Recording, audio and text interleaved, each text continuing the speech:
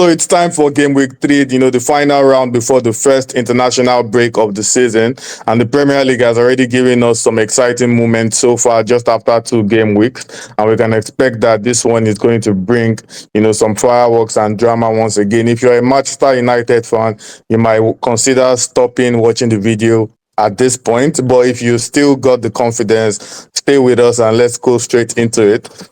And starting with you, Victor, and we are starting with the most embarrassing result of the new football season so far.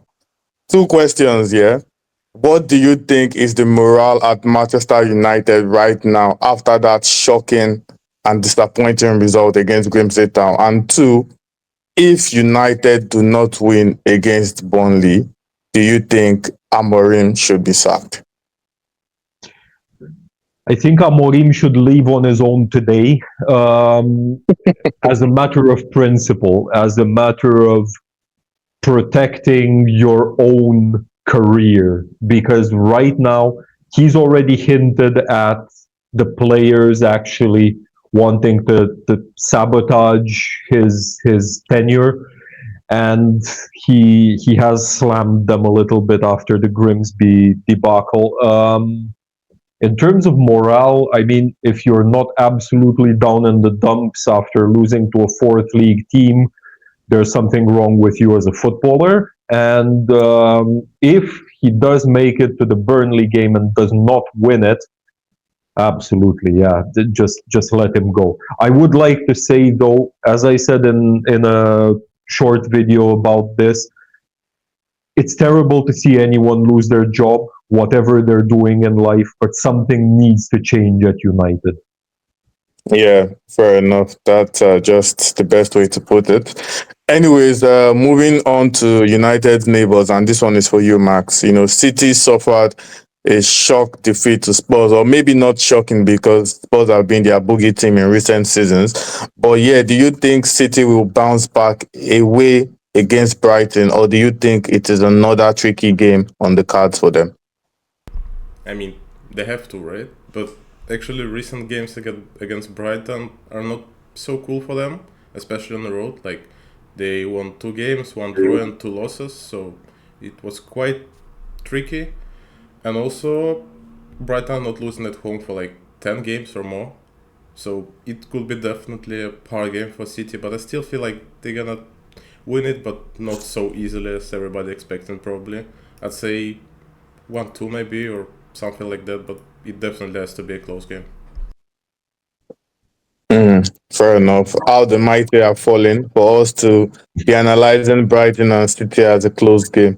Well, anyways, moving on and back to you, Victor. Given how Sunderland have started the new campaign, do you think they can get a result against Brentford? Yeah, I think it's more likely than not. I'm actually rather backing Sunderland here because Brentford are in quite a bit of disarray. Yes, I know they did beat Villa last time out, but Sunderland, they're going to be tough to break down. Ballard is out, and that's a big hit to them. However, against Brentford, this is one of those games that if you're looking to stay up in the Premier League, if you're Sunderland, you should be looking to win. Yeah, fair enough. I agree on that. And moving on to London and what is, another London derby.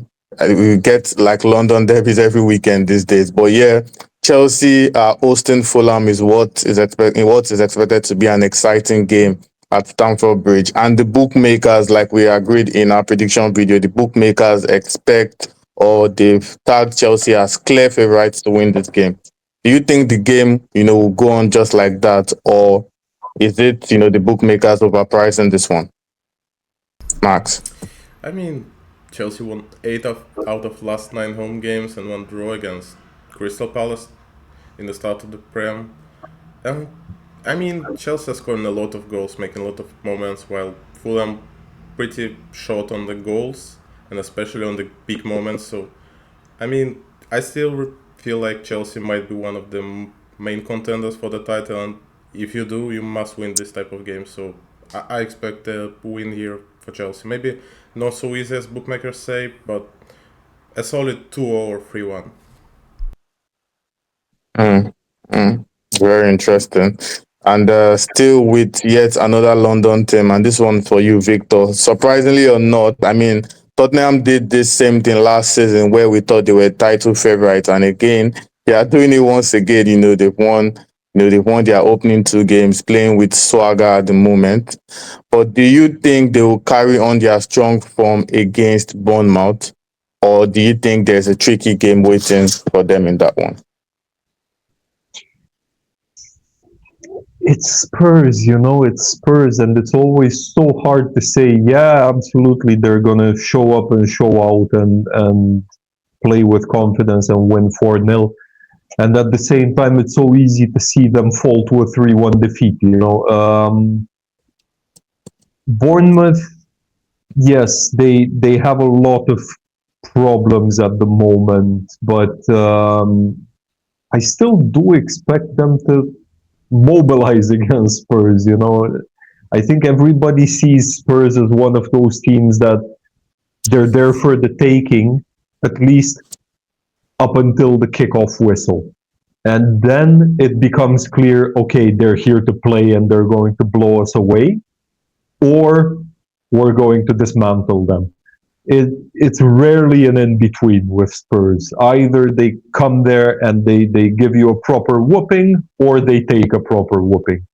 I don't think that Bournemouth have enough about them to win it, but I don't think it will be as much of a cakewalk for Spurs either.